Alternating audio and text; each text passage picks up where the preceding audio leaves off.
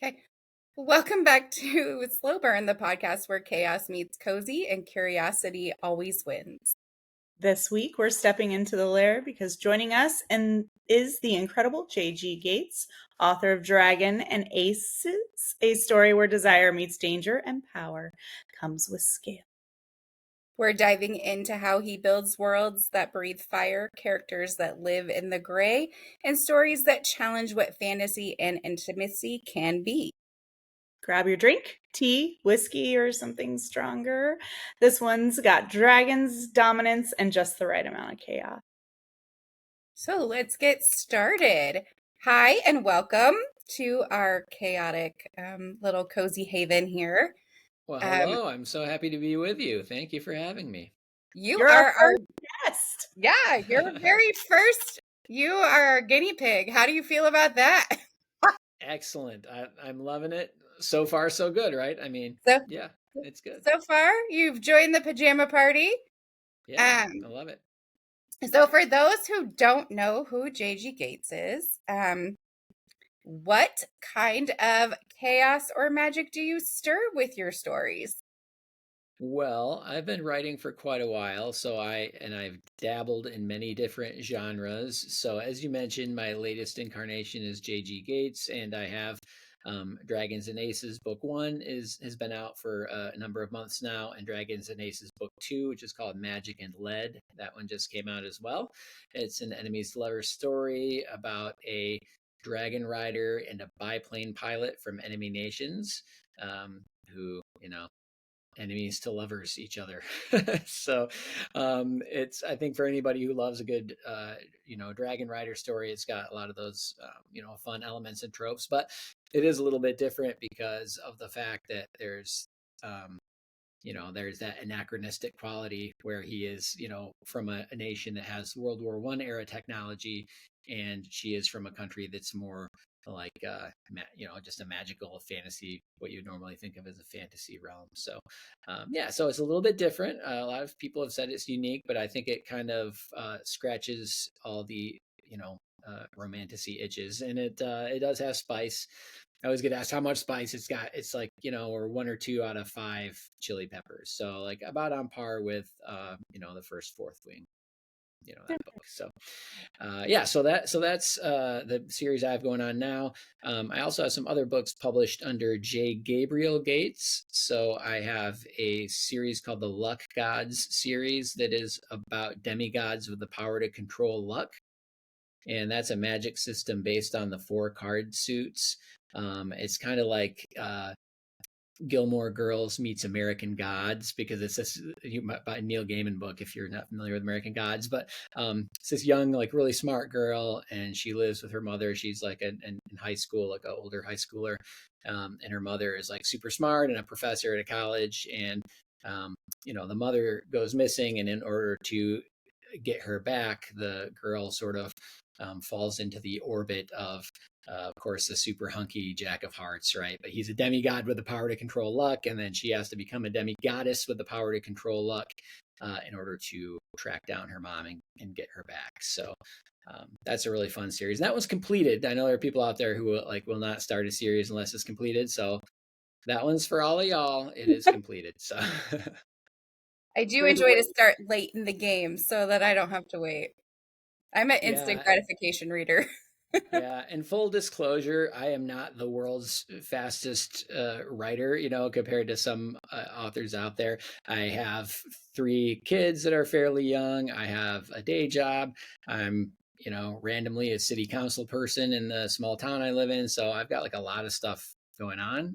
So I cannot crank out a book a month or whatever. I don't even know how people do that, but I can't do it. So, but I think my books are worth the wait, I believe. So.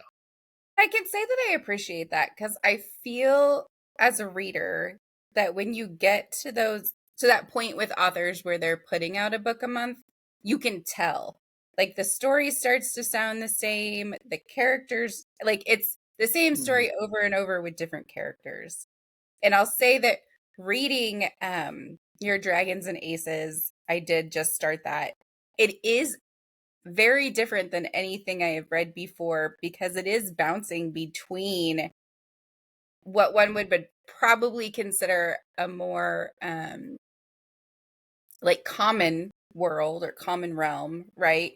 So Mhm. what we consider the fantasy realm, and your main character or your male main character is teetering this line of where he's coming from planes and cars and things like that, and then coming into a world where they believe in living, not living off the land, but living off the land and being in those places. And it's very interesting to see that crossover, right, having it come together. And I've only seen one other series that's kind of crossed paths like that, and I do like that you've found both a way to combine them both so easily without it being awkward.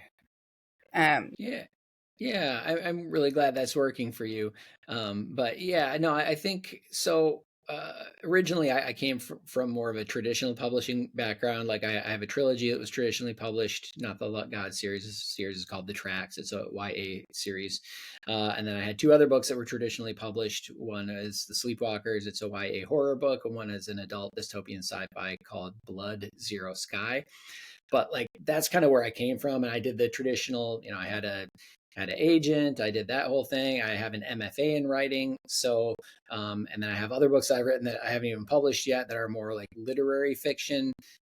So yeah, I come from a place that's, more like literary fiction focused and more, where you just take longer and make books that are maybe a little more complex. Not so much just like feeding the market, which there's by no means anything wrong with cranking out books that people love. Like, that's phenomenal. But it's just coming from a little bit longer place or different place where like, you know what, I'm going to take longer to do this. It's going to have a little bit maybe greater complexity or whatever in certain ways. So that's where I come from. I wish I could write a little less complex books sometimes because, but it's funny in the traditional world though, people were blown away by how fast I would write a book in 6 months and people would be like, oh my gosh, you're so prolific. Like you're a really, really fast writer. And then in like, the indie world, it's like, well, you might be able to be an author if you can only write a book every, 6 months, but good luck, so it's funny how different it is, but yeah. so what made you switch from traditional publishing to going the indie route? So I was originally published by a publisher called HCI Books, and they're best known for their Chicken Soup for the Soul books are kind of the most famous ones. So they were more of like a self-help publisher. And during the time of like when Twilight was really big, they were kind of following the YA gold rush, I guess. And they were like, we need to try fiction and try getting a young adult book out there. And so and I have a co-author on that series, and she like was connect with like knew the publishers and was talking to them, and they were like, we're trying to get a YA book out there. And she's like, I know this guy who has a great idea for a YA. It was actually a TV series because I used to live in LA.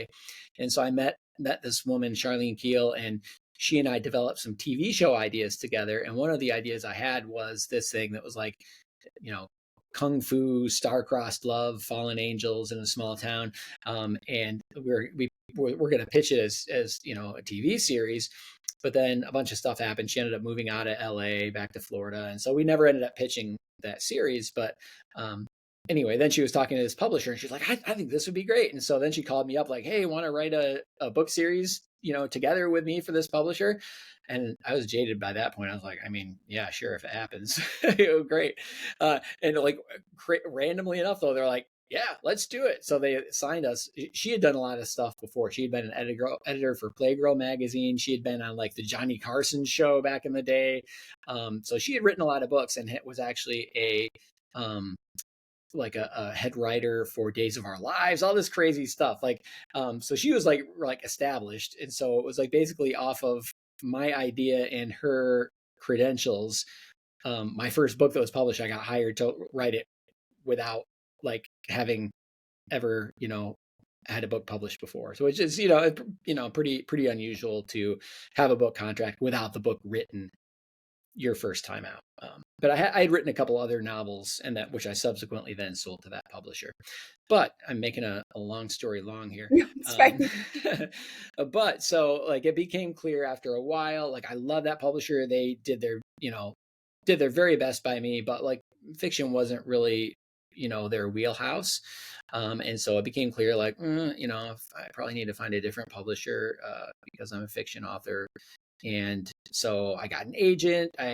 We shopped around a book that was a YA horror book, and YA horror was known to be a tough sell at that time because I don't know, some book had been put out and it was supposed to be a big success and it wasn't. So everybody was like very leery of YA horror at that time. So again, like this agent like shopped my book all around, like nobody picked it up. I went to committee at a couple places, never quite sold. And then that agency left her, or the agent left her agency. We parted ways. And so for a long time, I was just sort of like kind of floating, like writing different stuff. I queried some agents trying to, find the right fit. I wasn't even sure what I wanted to write. I mean, I did dabble in YA horror, which continued to be a tough sell for traditional publishers. I wrote a number of like literary books that were just kind of really weird, but I love weird, literary fiction.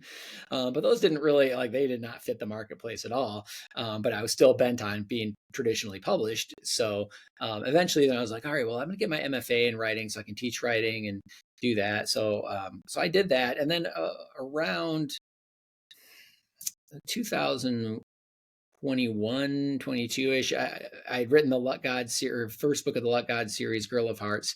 And I was just like, finally came around to the idea of, just starting my own publishing company and self-publishing it. And I had been very hesitant to do that previously because first of all, I had just, already been through the publishing process, realized how hard it was to actually sell books.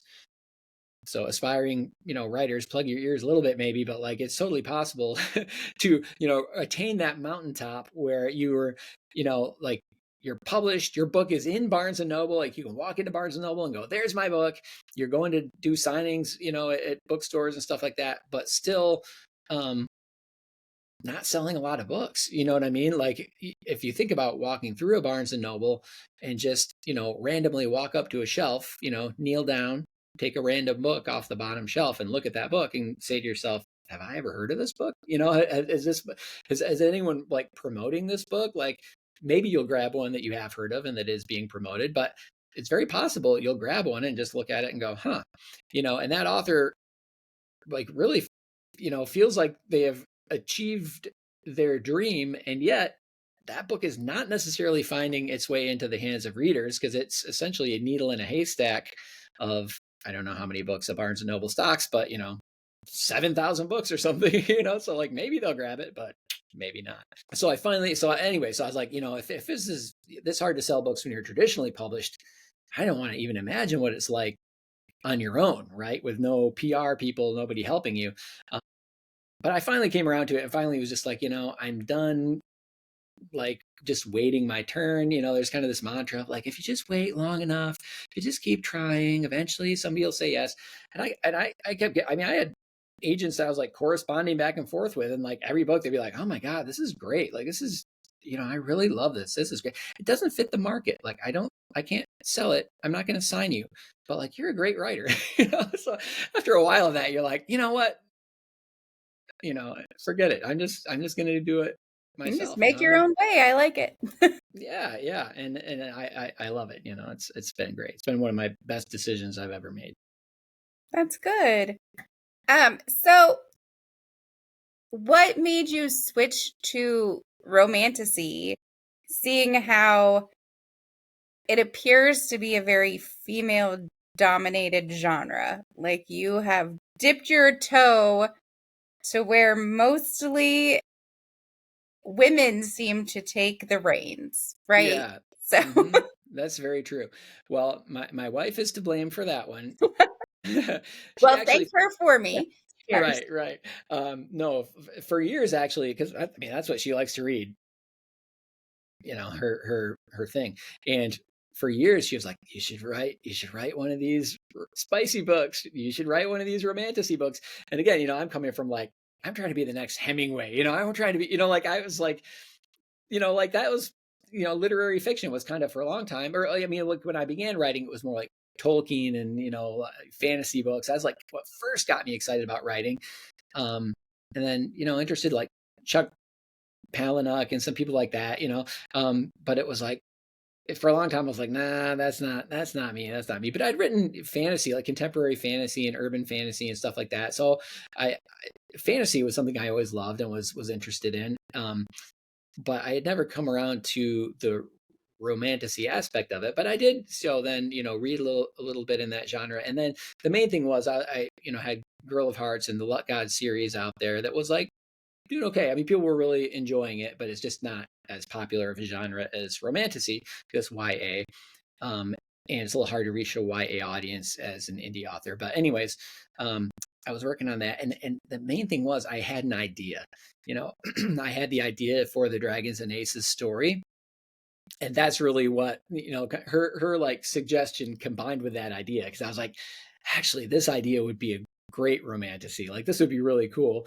And then Fourth Wing, like, was like coming out and stuff too. And it was like, oh, dragon riders are a thing. And I have this dragon rider story idea like this, people would probably like this.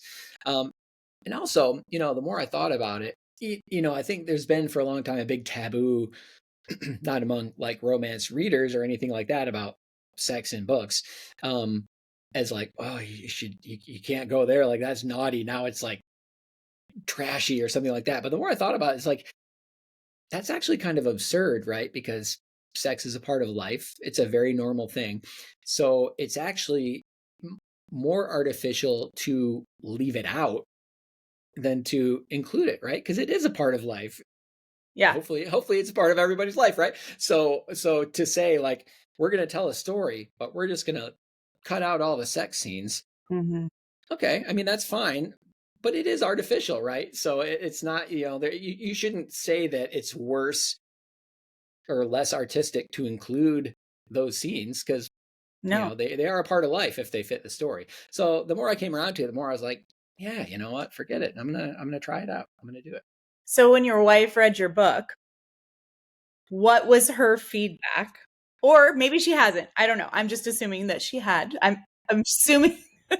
What was her feedback as far as from the male perspective, right? Like I feel like there's a difference. I have not. I'm in the process of reading 3 books and I'm only on the third chapter of each book because my life it's just sad, really. It's a sad position to be in, so I apologize. But I think that, when your partner reads it, I don't know, I find that interesting. My husband has all types of things, to put or opinions on books that I read, which are always good, but yeah. Well, first of all, no judgment. These TBR is very long and it takes me a long time to get through mine. So no judgment whatsoever at all on that. Hopefully you'll get to it sometime. So she did read it. And I was really wanted her to be the barometer of like, am I going to embarrass myself by putting this out? Like, is it going to suck? Is it, because I was, out of my comfort zone in terms of writing. And so I really was like, honestly, tell me, like, is the spicing? Does the story work? Do you like it? She was like, no, honestly, she's like, it's my favorite book ever. I love it. And I was like, is the spice working? She's like, absolutely. It's like, okay, great. And the most interesting thing she said about it, which kind of blew my mind, she said, it's the most feminist smut I've ever read. And I was like, okay. Yeah, that's good feedback. That is great Like, feedback. I mean, I really appreciated it. Listen, I consider myself a feminist 100%, I am in the corner of women all the way. So that was great to hear. And it does have that great slow burn aspect, right? Because Mm-hmm. I'm at like 50% and you're still in that will they, won't they, right? Which that's right up Steph's alley. She loves a good slow burn. Mouse, yeah, 100%. Was it worth it? Yeah. Yeah. So, but you brought up a good point about the sex being such an integral part of stories. Now, and I'll definitely say I'm not a reader who wants sex for sex. Like I don't agree that like, oh, look, we tripped and we're having sex again, because that's not realistic and that's not life. But I do think that it oftentimes like it can advance the plot or the characters or their relationships or just how the story moves forward. And I think that the stories that leave that out, I think it just makes, sometimes it can make the whole storytelling piece hollow, right? Like you feel like you're missing something in there, leaving that out because you're afraid of smut or being erotic or talking about your no square or however you want to like put it out there, right? Like so I mean, it's just I like kudos to you for one embracing that. Like I think more I've seen more men embracing the fact that smut is out there and it's not going anywhere, but it's not a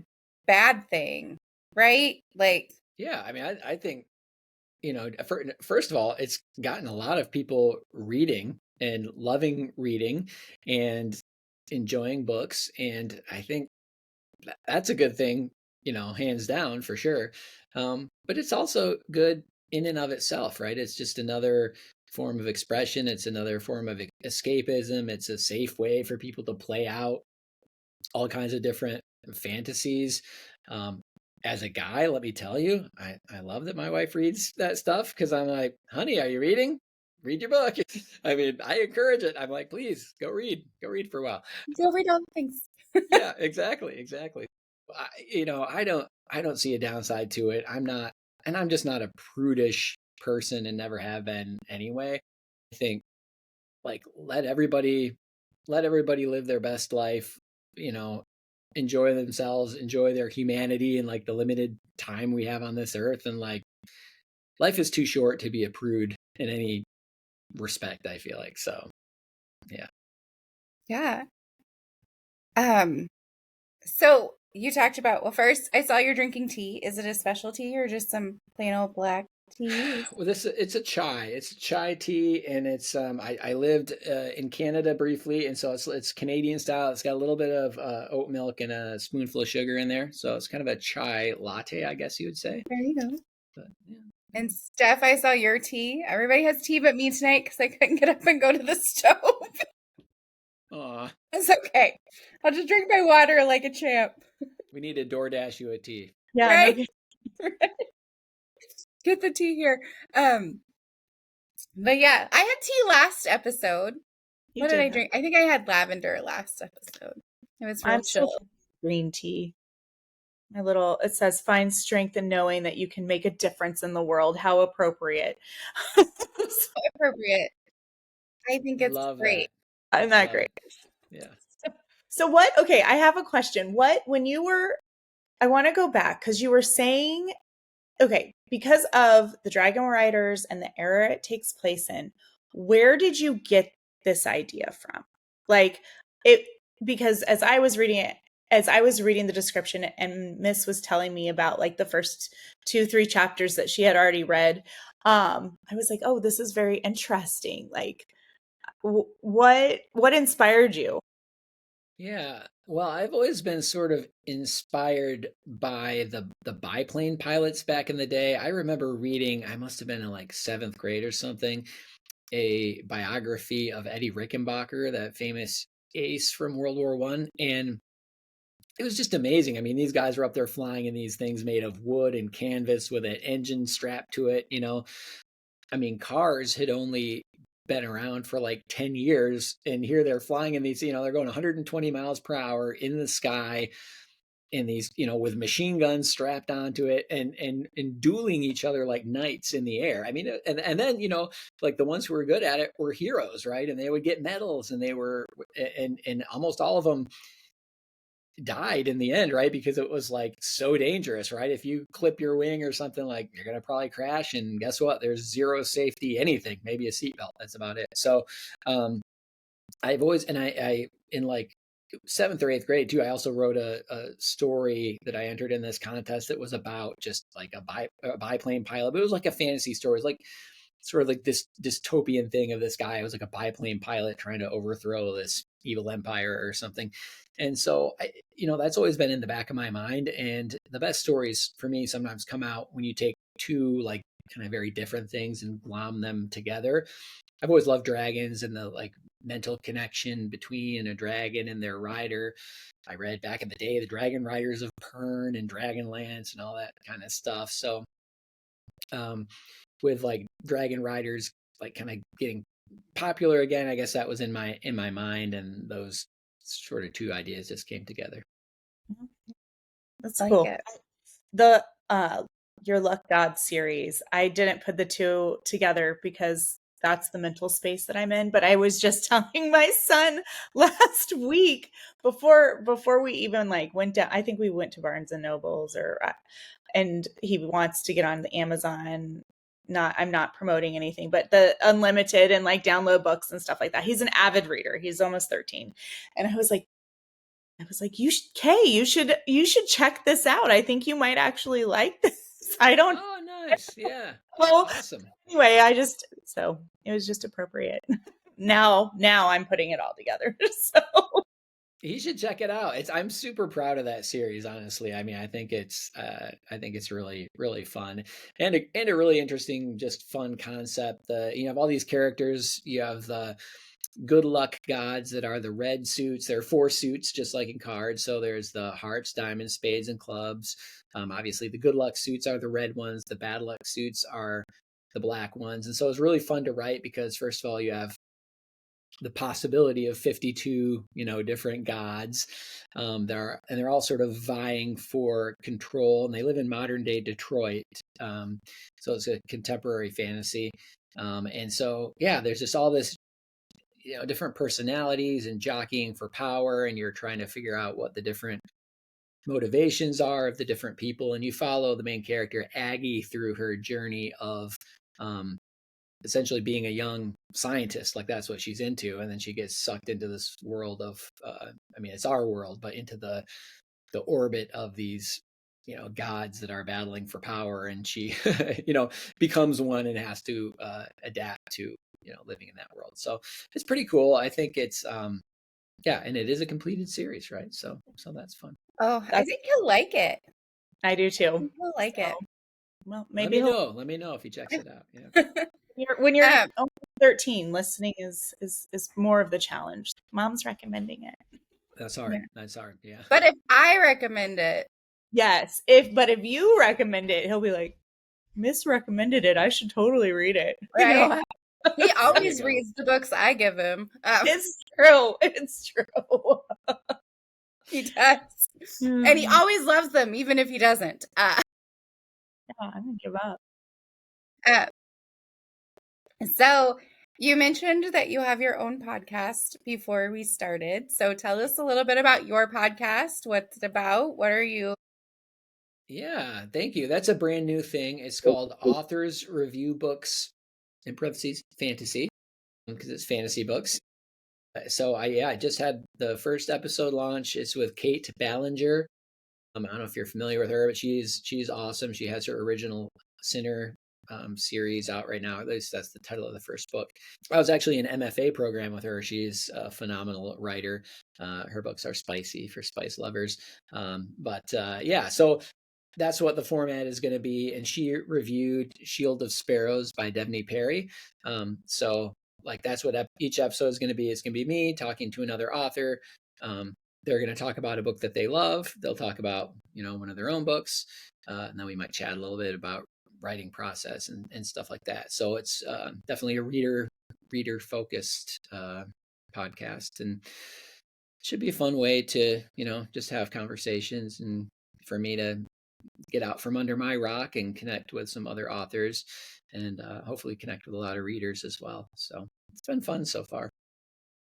That sounds great. We're always looking for new recommendations for books, so I think that's a good platform as well. We like to talk about like how great Book Talk has become, right? Like how wonderful of a platform that is where people are sharing, and it's such a, they joke about it, but it is a very much a we listen and we don't judge kind of space, right? And it goes for those who like the dark things all the way to those who like the, cozy fantasies and the cozy mysteries and and there's no judgment either way. Like it's just a, hey, if you like this, here's these recommendations. Oh, if you like this, here's these recommendations. And if you just want to dip your toe into this, start here, right? Like it's such a beautiful place, the book world. And yeah. Yeah, you guys, I literally cried. I literally made a video of like where I cried when like and during the short hours that Book Talk was like canceled or TikTok was canceled. Yeah. Like the last video when it was about to be canceled, I was like made a video. I literally was like tearing up because it was so amazing, and because again of like the history that I've talked about of like having had first of all the experience of spending so many years of my life just writing and having nobody read it, nobody know about it, nobody care about it, nobody excited about it. If I like, you know, drop dead the next day, nobody would have known either that I wrote this thing or would have been missing it, or then to even be published. And then like your only way to get it in front of people basically is like, maybe sit in a Barnes and Noble and like hope somebody walks by the table like, oh, hey, this is my book. I'm an author, to go from that, I'm revealing my age, right? But like to go from that to like, I'm in awe of what exists now that you have basically in your pocket, broadcast studio where you can make videos of yourself, post them as many as you want. Each one that gets put up, goes to, maybe 100, maybe 1,000, people who are interested in your stuff, and they can literally go, oh, cool, and go buy your book or talk about it or whatever. And like, it's amazing. Like the fact that I used to have to drive, across the state and sit in a bookstore for 4 hours to maybe connect with, you know, 30 readers or something like that, to now I can, wake up in the morning before I go to work, make a video in 10 minutes. And, by the end of the day, it's 2,000 people have seen it. Like that's incredible. And I think, a lot of people probably take it for granted who are not, haven't been through the world without it. But it's and the community itself is amazing. The authors, the readers, everybody is so cool. It's great. Yeah. You talked about age, and I'll age myself. Like Steph and I, we went to school together, so like we're the same age, so I'm gonna throw her under the bus too, right? Like we started life at the age of the internet, right? Like we Yeah. watched all of this progress And from cell phones and yeah. And so it's amazing to see how much it's exploded, right? From the days of I still hold firm though that I feel like there needs to be adult book it programs. I would like a personal pan pizza every time I finish books. right. That's just not fair. But I just to see just how it progressed, right? From where we were to like my son is 19 now, so like he had all the things like we didn't have when he was younger, right? He didn't have to wait for things. Like he had audiobooks, he had graphic novels, he had all these things that help along the way, like that would have been so helpful for so many of us when we were younger, right? That are now available. And it's just amazing. Like to me, it's just amazing to watch how much it's progressed and where it's at. So, yeah, I think the internet can be used for good, not just evil. Yeah, it's totally true. It gets a bad rap, but yeah, I mean, you look at book groups, and somebody will be like, "Hey, does anybody have a rec for the put out the most like random little super hyper specific thing?" And people have a recommendation for Right. it. So it's like, wow, like that's amazing that there is like literally a book out there for everybody, for every situation, for every type of like heartache or celebration or whatever. It's like there's probably a book out there for you, and you can probably find the person who has read it and can recommend it. And yeah, it's pretty amazing. So speaking of reading, what is your current read right now? And then Steph said she was reading 3 things, which just baffles my brain. And Oh, nothing's ever simple. and then Yes. I'm reading your book, as well as I had started Her Soul to Take. So I paused that, and then I'm gonna come back to that. But Oh, well, thanks for jumping on mine. I appreciate it. I am currently reading Empire of the Vampire by Jay Kristoff. I don't know if you guys have checked out that series at all. It's very it's not even morally gray. It's dark. It's like a dark fantasy with vampires, and it's got some spice in it. But it's really Castlevania vibes again. Taking it back to that 90s vibe, but it's really fun. But he is an amazing author. I mean, he is such a good writer. So if somebody wants a book that is really, kind of Game of Thrones esque in its like ruthlessness, but kind of fun. The hero is definitely kind of an anti-hero, like hero anti-hero type, but amazingly written, very well written. So I'm enjoying that series. I'm always team villain. Always team villain every Yeah. time. Yeah, and he's funny, Yeah. I can't decide if it's because I grew up and I loved reading Christopher Pike books. Like why? But I'm definitely just team villain. He's Yeah, I think Castlevania, so yeah, right. Oh, it's so good. I love it. I am loving it. Um, All right, Steph, list them out. What are you trying to read? hey, listen, here's the deal. I'm reading I'm like on chapter 6. I think Okay. chapter 6 of the Guild. I'm still trying to trek through the Zodiac Academy. No, I quit again. Nope, I quit again. Nope, I'm on Heartless Sky. I'm kind of speed reading through it, so I want to get through the series. And then I started Forbidden Alchemy, and I'm gonna botch her last name. So let me look. I have to see it to say it. Stacy McEwen. I think I sang her last name right. But yeah. So and I do have your book as well that I started reading. I was on chapter 1, and well, here I am. This is ADHD in its finest. I control mine better. Yes, you do. Mine's on fire.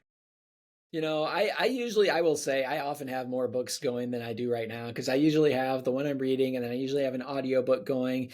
And then sometimes I will also have a writing craft or publishing kind of book going. So often I'll have 3 going on. But I've been listening to so many publishing podcasts because I've been just in a deep dive in that world that I kind of let the fiction audiobooks go by the wayside. But definitely no judgment for having multiple books going on. Like, it's all good. Read as many as you want, right? Yeah. So when you're listening to your audiobooks, do you like the one narrator, or do you like the graphics audio with the like movie in your mind? Because those are my favorite. But like some people can't follow it. Like they can't do it. Can't do it. Can't do audio. I will say honestly, first of all, like a huge formative thing for me growing up was my mom reading to me. Like my mom is a hugely bookish person. She's read every single book Stephen King wrote and can read. I mean, she could truly read circles around me. She will crank out a book a day and just knock them out. So I grew up with her reading to me. So like to have all the different voices, come through in one voice seems kind of normal to me. To me, it's a little more, and to be honest with you, I have not listened to one of them like a full, like dramatic reading of like every character a different voice. I haven't listened to any of those yet. I'm interested to do it. I think also another background of mine that we haven't talked about is my undergraduate degree is in theater. So, and I was an actor. I lived in LA for 9 years. I did a bunch of TV commercials and stuff like that. So I have a background in acting. So part of me is like, okay, the more narrators we get in the mix, the more likelihood there is that one of them is going to really irritate me because I'm going to think that they suck, and then every time they come on, they'll be like, oh, the way they read that line, it's like, oh, I hate that, so I feel a little bit leery of like, too many narrators in the mix. I feel like it might be jarring to me. But I will say, for this series, it is definitely dual point of view. The Dragons and Aces series is told from the male and the female point of view. So it really did need at least a duet narration. And actually, Podium, the publisher, approached me about the rights. So they purchased the right to that series, and they are producing it. And it's actually done, and it's supposed to come out in November, but they did do that as a duet narration. So it's not going to be the full, cast or anything like that, but it will be duet. So that's exciting. I'm really excited about that. Yeah. Yes. I've done all three. The duets are nice. The only thing that always throws me off about the duets is that when the male is reading like his chapter, he'll do the female's voice, and then when the female is reading the female chapter, she'll do the male voice, and it's not always good. Yeah. That throws me off a little. I'm like, you have both people. Why can't they just like sub in? Yeah. I hear you. That is a tricky one, especially if one of them doesn't do a great job. I do think that they did a great job with casting for Dragons and Aces. I know that the female is Paige Reisenfeld, who narrated my Luck God series. Okay. And she is awesome. So I know that she is great. So I think it's gonna be good. Good. So then my mom will probably definitely pick it up. She is an audiobook person, and she is probably our largest supporter outside of Mr. R, Steph's husband. And anytime we say that we're going to talk to an author or we're reading a book, like she's an audiobook person now. So she's like, oh, I've added them to my list. So like, I'm sure now that'll be like the first one on our list once it's available. Well, hi, Mom. Hi, Mr. R. Thanks for tuning in. Enjoy. I don't think that Mr. R reads anything. I think he just reaps the benefits of what we read and talk about. Yes, yeah. He does. There's nothing wrong with that. By the spice. Mm-hmm. Yep. Oh, this absolutely. So no, he's tried to write spicy scenes, and I'll get these like long text messages, and I'm like, oh, great job! Like, this is good. Yeah. So I'm like play both like two different parts, and so anyway. I give him props for that. It'd be hard for me to do that without the context. Like I have not tried to do it in that context. Yeah. So yeah, to me it really it grows out of the story. So I don't know. Maybe yeah, I know. That. I don't know. Try that person. Workshop some material that way. Right, there you go. I like that. Yeah. He also went to a masquerade ball with us to try to promote the podcast. Like he's very just there. Like it was definitely outside of his element. Like you could tell he was very like not. Well, good for him though. He's a good sport, and we love that. That's great. And he's so supportive of it. Yeah. That's awesome. Yeah. He is. I actually got a text message from Steph's computer that came in with his name on it. And I honestly thought it was from him because he is that supportive. And it was like questions to ask you during all of this. And I was like, man, I'm going to need you to calm down. Like, do you have a man crush that I don't know about? Do you like what I have questions?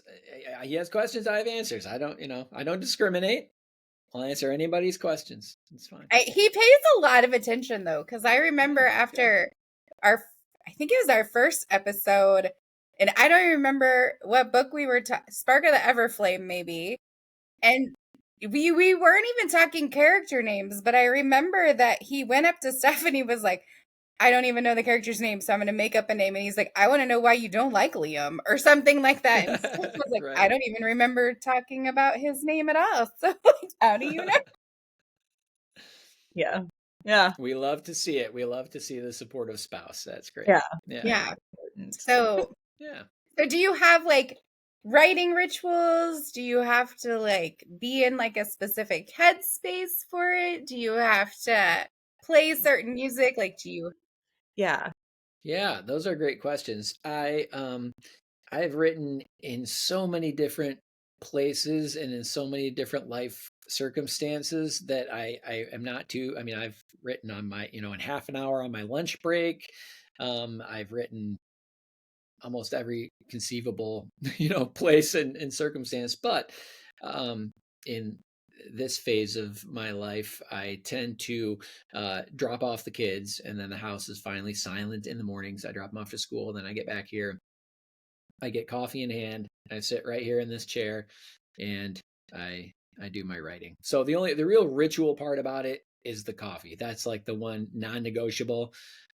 The brain doesn't brain without coffee. So it's gotta have the Understood. coffee. Yeah. Brain doesn't do The much. computer and the coffee. Yeah. No. Yeah, Brain for sure. doesn't do much without it. So yeah. How do you feel that when people say that fantasy often mirrors like the real world, modern truths, taboos, like things poking beneath the magic, do you feel that Dragons and Aces was poking anything lurking around us as you were writing it, or was it just things you pulled out of your head? Was it just Yeah, I mean, I think that one of the great things about fiction in general, but certainly about fantasy as well, is that it's a portal to the subconscious. So, um, I think when you're really flowing and writing well, all kinds of stuff comes out that maybe it's intentional, or maybe it's not intentional. And then that real alchemy happens when the reader gets a hold of it as well, and they bring things from their own life and their own perceptions. Um, so, I mean, I think a lot of the overt, there's a lot of interpersonal stuff that goes on in the story, but I think um, some overarching things that are happening in the story that maybe might resonate politically. There's sort of a anxiety in Mathalia. Is the Essa is the female main character, and she's a princess of Mathalia, and there's a sense of like uh, trying to hold their empire and their kingdom together. Like there's a lot of so different political elements in their court that are maybe pulling in different directions, and difficulty holding that together. And then more in book 2 than in book 1, but in book 2 there, which just came out, there are some scenes where they're going through the countryside, and it's not too much of a spoiler, but some of the characters that they encounter of like the common folk just have like a very different perception politically of what's going on. Some characters that are from the palace that are out and about, and they're talking to these commoners, and they're like, oh yeah, well the queen is evil and this and that, and they're like, wait, she's not evil, what are you talking about? So just I think it just sort of mirrors what's happening right now with disinformation, and with people who otherwise would be getting along maybe in the United States, but are seeing each other as enemies, are being having divisions come between them, sometimes maybe put in there by nefarious actors that are deliberately trying to manipulate people and create strife. So I think definitely some of that made it in there, and it'll be interesting to see what comes out in book 3. So yeah. is there any part of book 1 that still haunts you, that you wish you could have changed, or that you feel you didn't explore enough? That's a really good question. I don't think so. I mean, I feel happy about it. There's in particular, because people seem to really like it. So I guess I wouldn't really go back and change it too much. And it is a pretty long book also. I mean, it's like 118,000 words. So it's pretty robust. So I did explore a lot of things in there, but there's always, you could take the story in this direction or that direction and explore different things, but it really is, Charlie and Essa's story. So it kind of has to center around that. So I don't think so. I mean, sometimes it does happen when you're writing a longer series that like, something happens and you're like, I wish I would have foreshadowed that a little bit more, but I didn't. Oh, well. I mean, potentially the great thing about being, the CEO of your own publishing company is you could also make the decision to go back and put a paragraph in there if you wanted to. But then there's some formatting stuff you have to tweak and things like that. But yeah, I don't think so. I feel pretty happy with book one. Readers really seem to be responding to it and enjoying it, and so no, I feel good about it. And I just, that's the foundation, right? I'm just building off of that, so I'm not trying to go back and mess with that. Having started your own publishing company, have you I haven't. I feel like I'm still building up my own Mhm. book brand as an author. And like being an author, I understand, especially your first book, how precious that is to you. So if somebody were to entrust that to me as a publisher, I would need to be able to promise them, because they're going to have big expectations and big hopes, right? They want a lot of people to read it and appreciate it. And the reality, even if you're published by Random House or whoever, like a big publisher, they can't promise you that anyone is going to read that book. They can't promise it to you. So I like very, I'm just still learning how to get my book into the hands of readers. And I'm very proud and very thrilled with especially how well Dragons and Aces has done. But I'm still learning. I'm still in that process. So just the fact that I've been able to reach where I'm at right now, I'm not in a place where I could look somebody else in the eye and say, you know what, we're going to make your dream happen. I feel confident we can do it. We got you. Yeah. So maybe someday. I mean, I will say, I'm loving the like being the publisher. I'm also a control freak and do not like to rely on others if I can help it at all. Makes me feel much more secure in life if I don't have to rely on anyone. Yeah. You're in such good company. Okay, good. So I love the fact that I can be like, you know what? I'm going to design the cover. I'm going to do the formatting. I'm going to have somebody else edit it. But like I'm going to do the advertising. I'm going to do the marketing. I'm going to do the social media.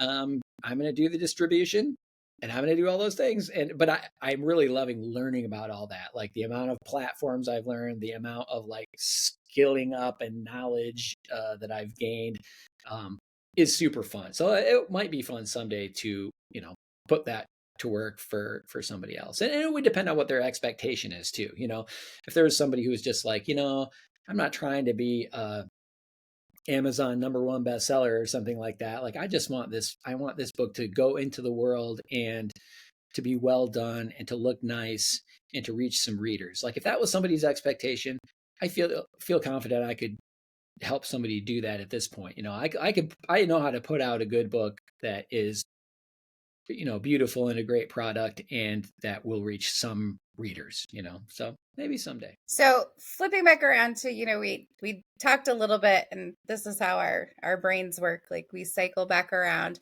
We talked about how you are in a industry dominated by women, and being a man in this industry, you're a bit of a unicorn, right? For the romantasy genre. So do you see yourself as adding balance to this genre?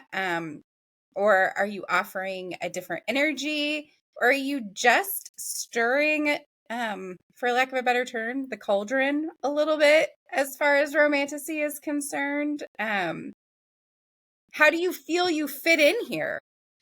Yeah, that's a good question. First of all, again, I was raised by a for much of my youth, a mom who was a single mom for a lot of the time, who was a just absolute bookish person, English teacher, all that stuff. So I definitely identify with the bookish women of the world, and my wife is a reader. She's a very smart woman. She's a doctor, so like I've always, and again, my degree is in theater, so it's a pretty female centric, profession as well. So I'm no stranger to hanging out with the ladies and being one of the ladies and all that. I feel very comfortable in that space, and I don't, my intention was not like I'm going to bring something brand new to romantasy that no one's seen before or anything like that. But I think just by its nature, my perspective is a little bit different, not just because I'm a man, maybe not even primarily because I'm a man, but because of just how my brain works, because of my I have my background in literary fiction, because of my interests and other books that I've read, and in part because I'm a man, but I think not necessarily because of the ways that some people might think that it manifests. I mean, the thing that I see is like comments on social media and stuff is like, well, it's written by a man. He's going to talk about boobs the whole time, and he's going to, the woman's going to be objectified the whole time, and blah blah blah. And the thing is, I think it's actually the opposite. You know what I mean? I think actually women are more comfortable writing probably a male main character that's going to be a super degrading asshole but hot, and maybe he has a silver lining, and but like I think, to be honest, a woman is probably going to feel more comfortable pushing the envelope in that direction than I do. You know what I mean? And I think that's where my wife's comment came across, that like, no, it's like actually the most, feminist smut book I've ever read, is because it's not like that. It's like by no means like bully romance or anything like that. And although it is enemies to lovers, like, there's nothing like abusive about the dynamic or anything like that. So it's interesting. Yeah, it's an interesting dynamic. But I hope I bring something a little bit different to it that people could enjoy. And the other pushback I get sometimes is just like, women have romantasy. Like, why are you trying to take it away from us? Like, just let women have romantasy. And it's like, I don't think I'm taken, when Sarah J. Maas, flies in her helicopter or whatever, I don't think she cares about me, right? I don't think I'm taking anything away from her or from any of the like, hundreds and thousands of amazing female authors are out there just crushing it every day, doing amazing things. Like, I would not want to take anything from them, and I don't think I am taking anything from them, and I don't think they have any perception that I am. And so and to be honest, if a woman is like, I don't want to read a romantasy book written by a man, like, that's okay. And I have played it up a little bit in the marketing. Like, are you curious what it'd be like to read a romantasy written by a guy? Like, I do say that. And then people are like, well, you shouldn't use that for marketing. But it's like, the only reason I have said it is because I made a video like that and it got a big response, because a lot of people were like, actually, I am really curious about what that would be like. Yeah, I mean, important. I think that I don't know. I think it's too bad that is a feedback that you're getting is, that you are male in this market, and let us And I have have it. to say, I think that's sad, because I think the more we contribute, whether male or female, to like opening up and talking about, sex and preferences and things like that, I think it just helps everybody embody, and feel more comfortable and not live in, I don't know. I just think it adds to it, all the perspectives. So I appreciate the fact that you have dived into such a female dominated world. Like, I think that that's important.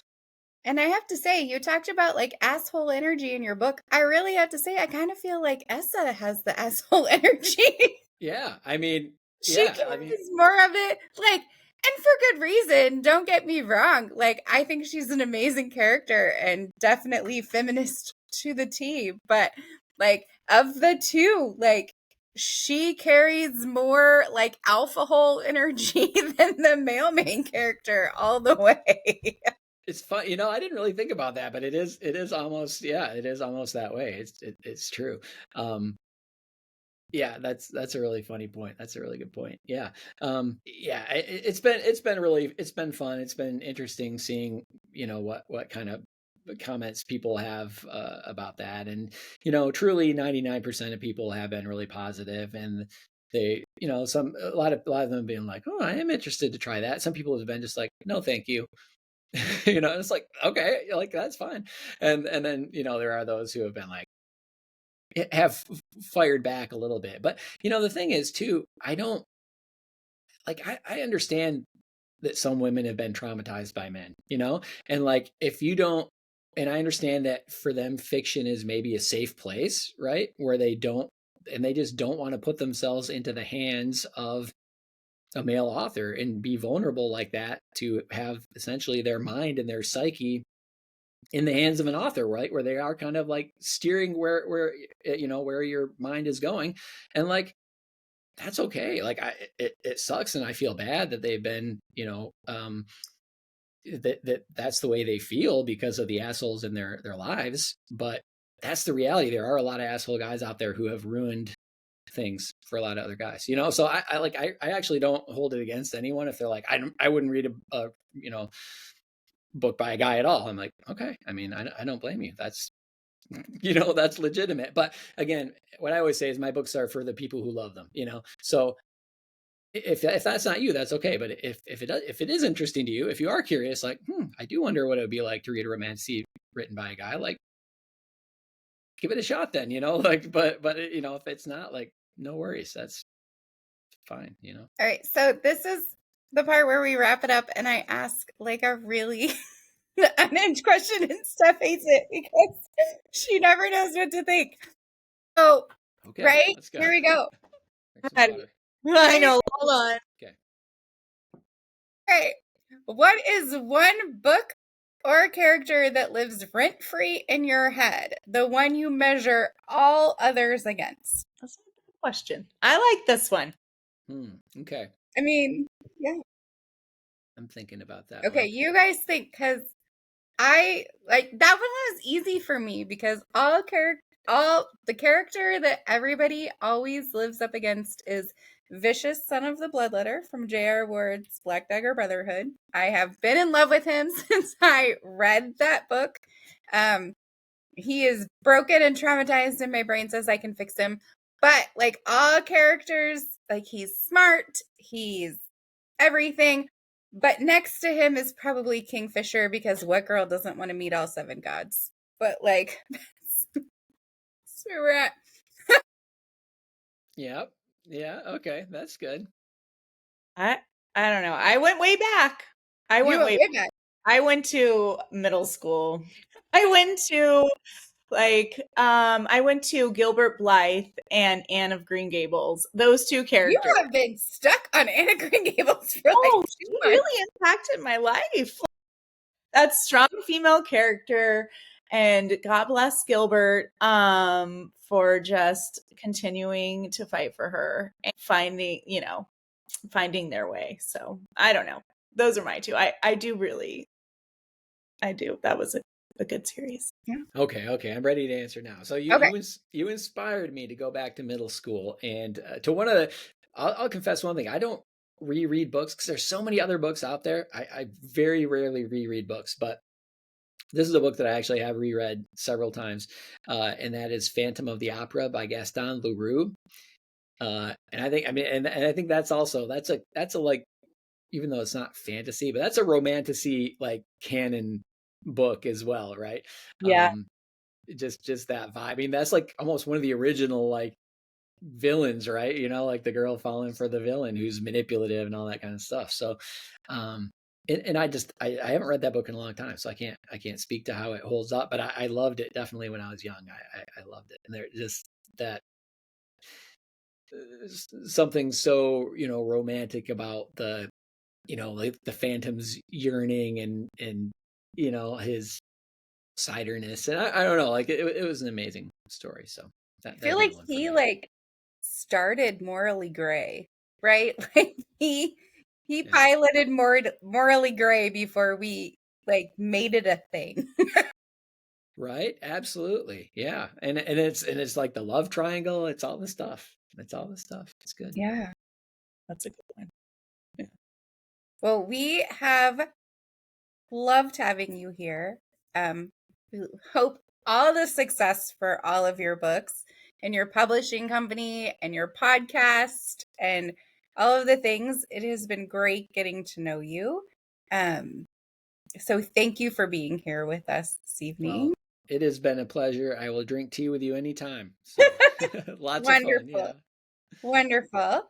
So for us, that's a wrap, slow burners. Remember, dragons bite, stories heal, and your voice matters. Until next time, keep the fire slow and the reeds hot.